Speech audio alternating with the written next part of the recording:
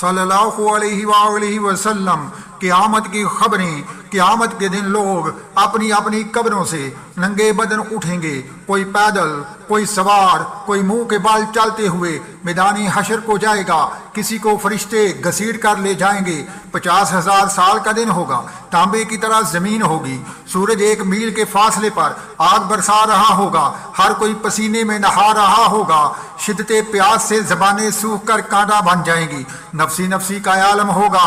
اس مشکل وقت میں کوئی پوچھنے والا نہ ہوگا۔ لوگ شفاعت کے لیے انبیاء کرام کے پاس جائیں گے۔ انبیاء کرام فرمائیں گے، نفسی نفسی، ہمیں اپنی فکر ہے، تم اگر چاہتے ہو اللہ کے عذاب سے بچنا تو رسول اللہ صلی اللہ علیہ وآلہ وسلم کے پاس جاؤ۔ لوگ رسول اللہ صلی اللہ علیہ وآلہ وسلم کے پاس آئیں گے۔ رسول کریم فرمائیں گے، اب تم اصل جگہ آئے ہو۔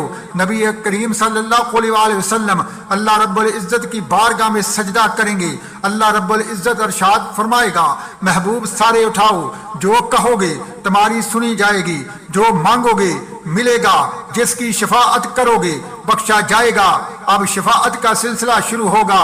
رسول کریم اپنی گناہگار امت کی شفاعت فرما کر انہیں جنت میں داخل فرمائیں گے۔